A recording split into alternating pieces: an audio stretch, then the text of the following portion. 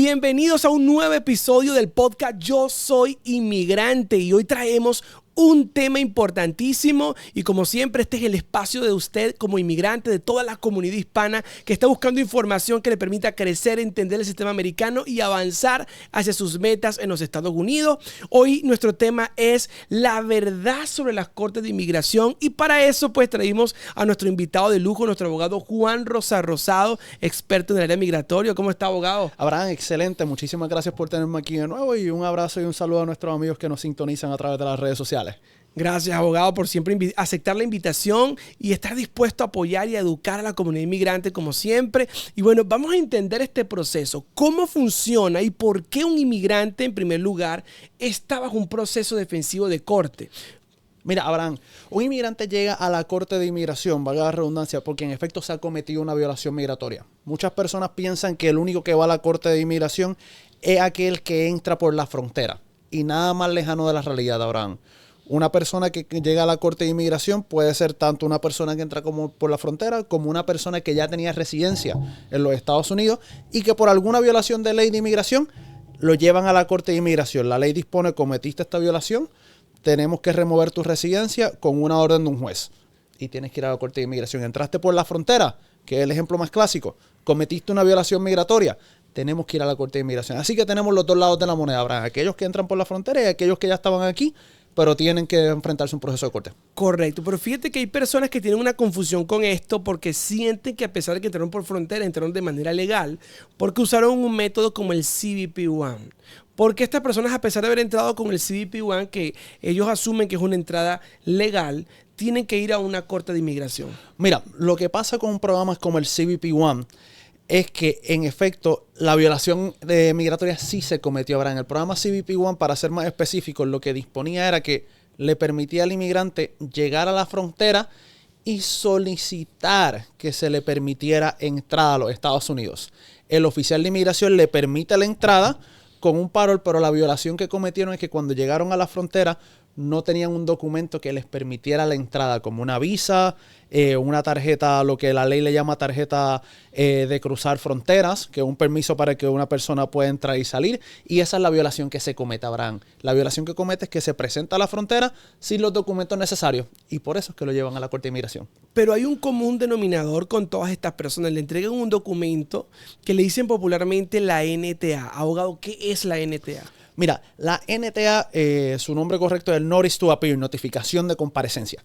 Y en ese documento, a mí no me gusta usar mucho este ejemplo, Abraham, porque el proceso criminal de la inmigración son bien diferentes. Pero el NTA es básicamente una acusación de inmigración.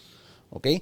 Mediante ese documento, el gobierno te está diciendo a ti las razones por las que ellos entienden que tú no debes estar en el país, en los Estados Unidos, o las violaciones de ley que cometiste. ¿Okay? En ese documento vas a encontrar a la parte de arriba lo que se llaman las alegaciones factuales, los factual allegations, que son hechos que el gobierno dice que son realidad de una persona. Usted, por ejemplo, usted, don Pepito Pérez. Don Pepito Pérez, lo primero que el gobierno dice es que usted no es americano. Lo segundo que el gobierno dice es que usted es nacional de Costa Rica, por poner otro país, no siempre quedarnos con lo mismo. Que usted es nacional de Costa Rica y que usted se presentó a la frontera tal día, a tal hora, y que cuando usted se presentó usted no tenía un documento para poder entrar. En base a estas alegaciones, el gobierno te acusa por una sección de la ley, determinada sección de la ley, que no tenías los documentos para poder entrar legalmente o que entraste ilegalmente, etcétera, etcétera, etcétera. Y vemos en la segunda página, abogado, que le dicen que si se considera elegible, estas personas pueden defender ese proceso de remoción de condición, porque es lo que se asume que están, ¿no? ¿Qué significa?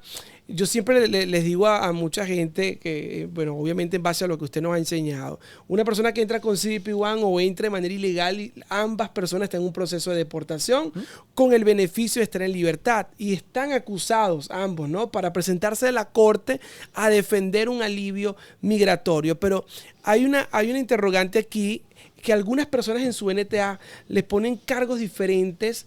¿Cuál es la diferencia que hay entre una persona que no usa el CBP-1, por ejemplo, y uno que entra ilegal? Mira, la diferencia va a radicar en el cargo que te están imponiendo. La persona, como bien dije, la persona que entró a través del CBP-1, si bien es cierto que cuando entra tiene un parol, no le están acusando de haber entrado ilegalmente. le están acusando de haberse presentado a la frontera sin tener los documentos necesarios para entrar legalmente. Versus aquel que entra de manera ilegal, a ese sí le acusan de haber entrado de manera ilegal y de estar presente en los Estados Unidos sin justificación legal para ello. Aquel que entra por CBP-1 tiene su justificación legal. Le dieron un parol cuando entró.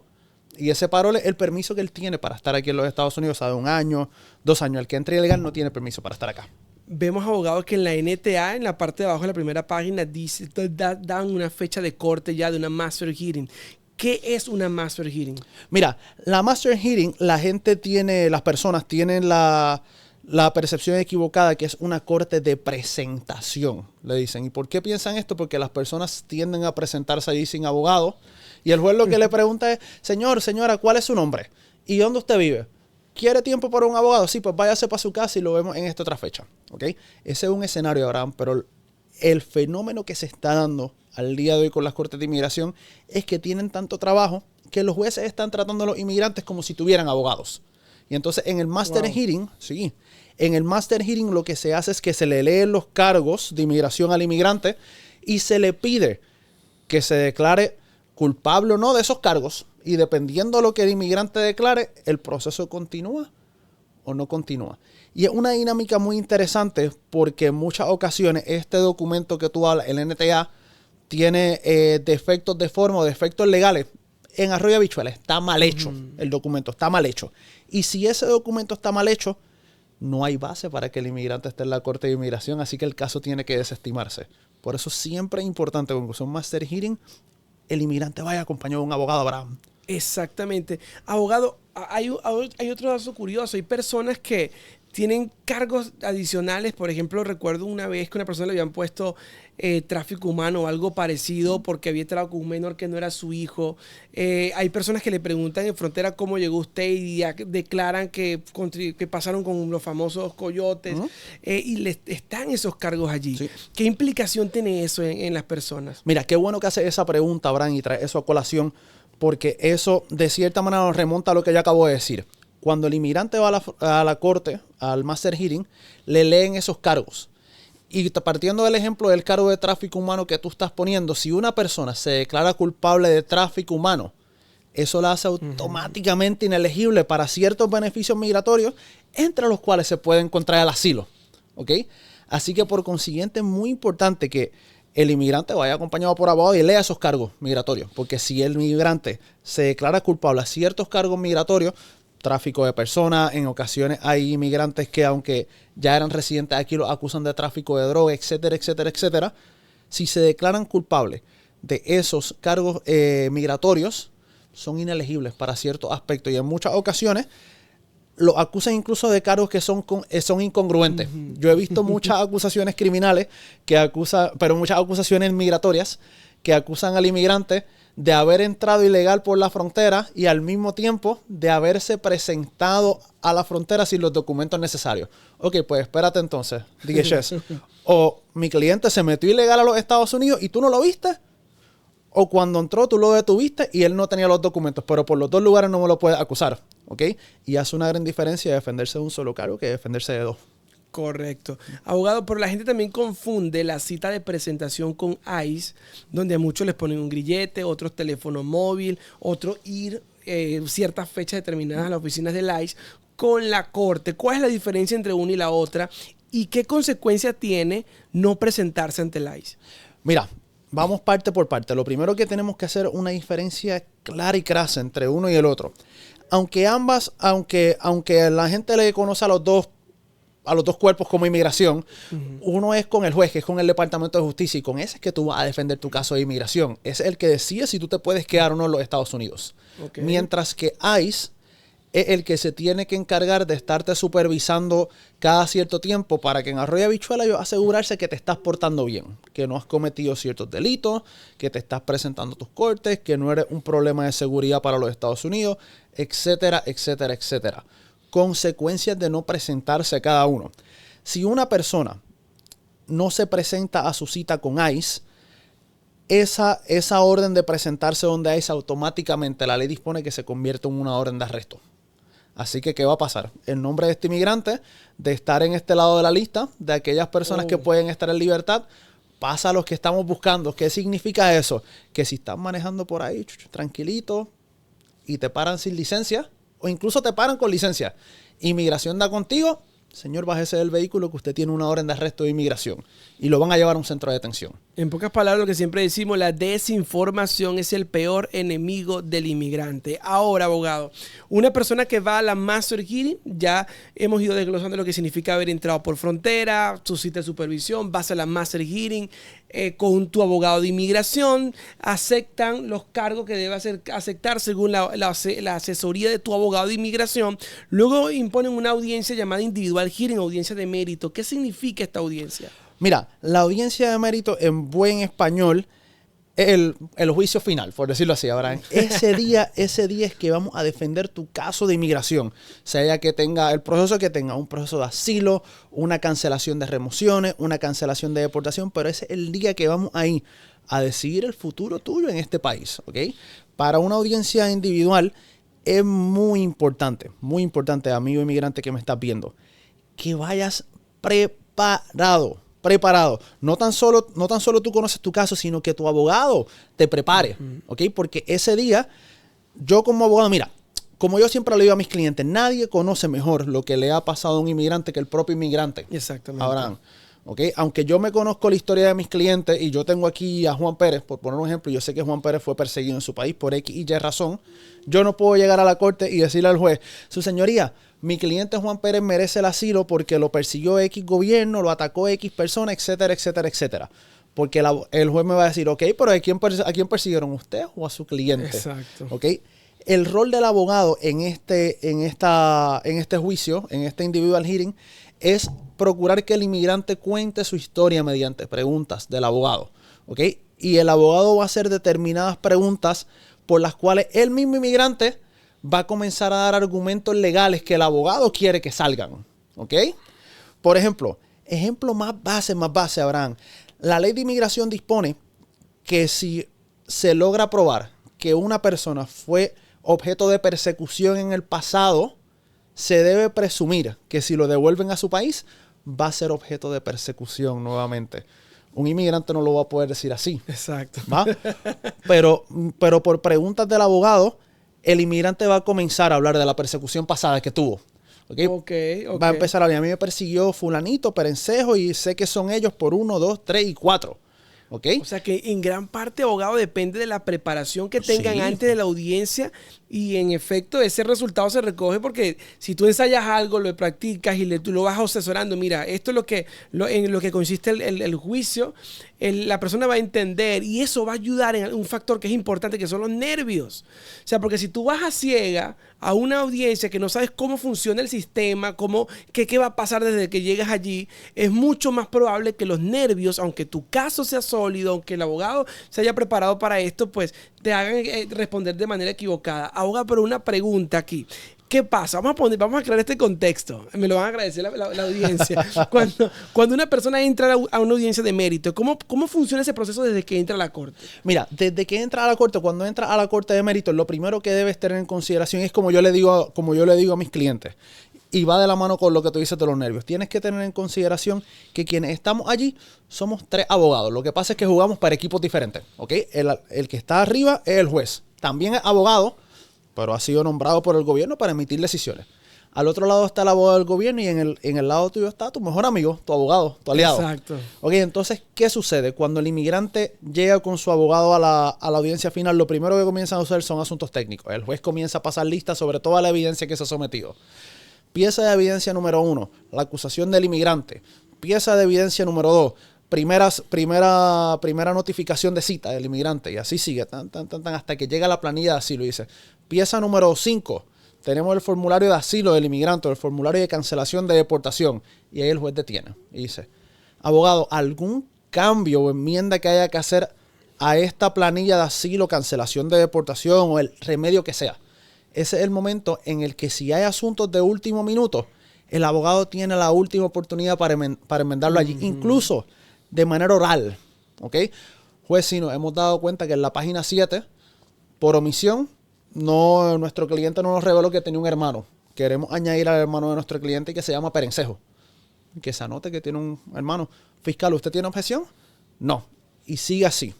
Primero con toda la evidencia que presenta el abogado. Posteriormente con la evidencia que presenta el fiscal. Y esta parte es muy importante porque si el fiscal ha presentado evidencia que no va conforme a las normativas de evidencia que regulan en la corte, es el momento en que el abogado puede descartar esa evidencia para que no se tome en consideración. ¿Okay? Así que es muy importante. Una vez pasa eso, Abraham, ya se comienza el juicio formal. Se le toma juramento al inmigrante y el inmigrante comienza a prestar testimonio a través de las preguntas de su abogado. ¿Okay? Wow.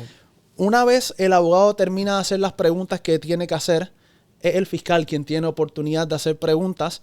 Y el rol del fiscal, con todo el respeto que se merecen mis amigos fiscales, yo tengo conocidos que son fiscales, el rol del fiscal es aminorar lo que le ha sucedido al inmigrante o en arroyo y habichuela desmeritarlo va a hacer que el inmigrante quede como un mentiroso allí. Lo que te pasó a ti no fue tan grande porque tú regresaste a tu país, ¿entiendes? Y entonces ahí el abogado tiene que regresar a que el inmigrante explique eso o no. Y una vez el fiscal termina, si el juez le quedan dudas, el juez puede hacer preguntas también.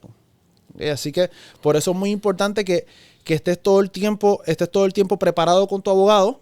¿Okay? Y lo que yo le digo a mis clientes, Abraham, si el fiscal intenta confundirles, no tenga miedo. Usted discúlpeme, señor fiscal, pero las cosas no son como usted las está explicando. Yo lo que dije es 1, 2, 3 y 4. Y usted está diciendo que yo dije 5, 6 y 7. Eso no fue así. ¿Entiendes? Es prepararse, es tener la confianza. Porque como siempre yo les he dicho, amigos, a la corte vamos a recoger los frutos de lo que hemos trabajado en la oficina. El caso se prepara y se gana desde la oficina con el abogado. Exactamente. A la corte vamos a confirmar lo que nos hemos preparado en la oficina, lo que hemos preparado, los argumentos legales que hemos sometido a la corte, y allí vamos a repasarle al juez lo que el juez ya sabe porque se lo hemos dicho por escrito. Así que... Mira, muchachos, inmigrantes, deben tener claro lo que el abogado está diciendo, que me parece súper clave. Mira, si ustedes analizan, y esto he tenido oportunidad de decirlo muchas veces a inmigrantes, la persona que más habla es usted, que está reclamando asilo, que nos está viendo. Usted le va a responder un interrogatorio al abogado, al fiscal y al juez. No se puede dar el lujo de estar desconectado de su proceso, de no entenderlo, de no darle compromiso, dedicación. Ese señor es su tesoro.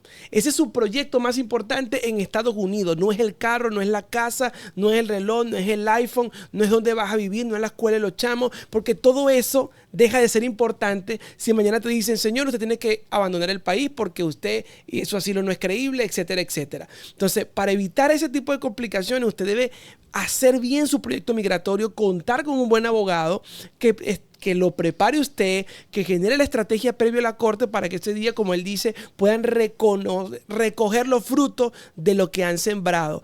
Abogado, ¿qué pasa si el juez falla en contra de la persona ese día en la corte? ¿Sale arrestada la persona? ¿Qué pasa con ese inmigrante en ese momento? Mira, qué bueno que haces esta pregunta porque me la han hecho muchos clientes y muchas personas que vienen a consultar a la oficina. Si el juez de inmigración lamentablemente falla en contra del inmigrante, eso no significa que afuera de la corte va a haber una patrulla de ICE o una patrulla de inmigración esperándolo. Eso lo que significa es que el juez ha determinado que lo que a usted le ha sucedido no cuadra con la ley. No obstante, usted tiene el derecho, y yo voy más allá, el derecho y la obligación de que si usted entiende que el juez se equivocó y el abogado entiende que el juez se equivocó, apelar esa decisión. Esa decisión se apela a una corte más alta, que se llama la Junta de Apelaciones de Inmigración, y mientras su apelación esté pendiente con esta otra corte, esa orden de deportación que el juez dio no es final. ¿Okay? Porque se le está pidiendo a otro juez de mayor jerarquía que revise la decisión de este juez. Así que, por consiguiente, si se apela, este inmigrante sigue teniendo derecho de estar en los Estados Unidos, sigue teniendo derecho a su permiso de trabajo y sigue teniendo un proceso abierto ante las autoridades migratorias. Así que si el juez falla en contra, no es el fin del mundo. Ok. ¿Y qué pasa con el permiso de trabajo de este inmigrante en ese proceso de apelación? Sigue completamente vigente y puede continuar renovándolo. ¿Por qué? Porque la decisión que emitió el juez, el primer juez que usted vio, esa decisión no es final. Porque usted decidió solicitar un juez de mayor jerarquía, un juez que manda más, por decirlo así en buen español, que verifique la decisión de este juez a ver si se equivocó o no se equivoque. Mientras ese caso está abierto, usted puede continuar renovando licencia de conducir, renovando permiso de trabajo y sigue estando de manera legal, entre comillas, en los Estados Unidos. Después de escuchar esto, mi querido inmigrante, ¿crees que sería buena opción o una buena decisión no contar con un buen abogado? ¿Crees que sería un buen plan buscar el abogado que el primero que salga por allí, o conectarte con alguien que de verdad sepa lo que está haciendo, se dedique a inmigración, que tenga intenciones de realmente acompañarte? Porque abogado, nosotros hemos estado muchas veces en la corte y hay mucha gente allí, como siempre digo, como al Día de las Madres, no conocen a su abogado. Tú eres mi abogado, tú eres mi abogado. No saben quién es su abogado, y muchos de ellos en la mismísima audiencia de mérito, la audiencia individual hearing. Entonces, sería buena decisión escatimar en esto, prolongarlo, no tener la objetividad correcta como para decir, espérate, ¿qué puede ser más importante? Entonces, creería que no es objetivo no darle prioridad a tu proceso migratorio, darle prioridad a quién te va a acompañar. Es que esto es una decisión tan importante, abogado. Eso depende del futuro de tu familia, de tus hijos, de tu esposa. Y a veces lo toman con tan ligereza de no incluso conectarse bien con el que te va a acompañar a cumplir ese sueño. Mira, ahora no, a veces, y perdona que te interrumpa, pero es que me resulta muy curioso. A mí a veces me da hasta un poquito, por decirlo así, un poquito de coraje con nuestros hermanos inmigrantes, porque llegan a este país y se encuentran con muchísimas cosas y rápido. Lo primero que pensamos nosotros los hombres, los caballeros, es: yo quiero un buen carro. Y van al concesionario y en vez de meterse al concesionario Toyotita, quieren meterse en un Mercedes-Benz y prefieren pagar una letra de $1,200 al mes de un Mercedes-Benz sin darse cuenta que están poniendo en riesgo su proceso migratorio. Y cuando el abogado le dice: tu proceso cuesta tanto, pero tanto, abogado, mire señor, usted está pagando por una letra de $1,300 de un carro, y lamentablemente el día de mañana se lo pueden quitar. En mi nacionalidad, mis paisanos son toyoteros. Son de Forerunner, Corolla, Camry. Y entonces prefieren priorizar asuntos que en realidad no deben ser prioridad con su proyecto migratorio, con su vida migratoria. Y prefieren hacer prioridad las cosas que no deberían serlo, Abraham. Exactamente. Así que bueno, queridos inmigrantes, quiero invitarlos a dejar aquí en los comentarios de este mismo video de YouTube si tienes alguna pregunta para nuestro abogado Juan Rosa Rosado. Si quieres conocer más sobre nuestro abogado, aquí les dejo en pantalla sus redes sociales, RC Immigration Group. Y bueno, como siempre, un placer tenerlo acá, abogado. Recuerden, señores, que la desinformación es el peor enemigo del inmigrante, pero hay algo mucho peor que la desinformación, y es saber lo que tienes que hacer y no hacer nada. Gracias por estar en este espacio. Suscríbete, activa las notificaciones y compártelo con un amigo inmigrante que sabes que necesita esta información.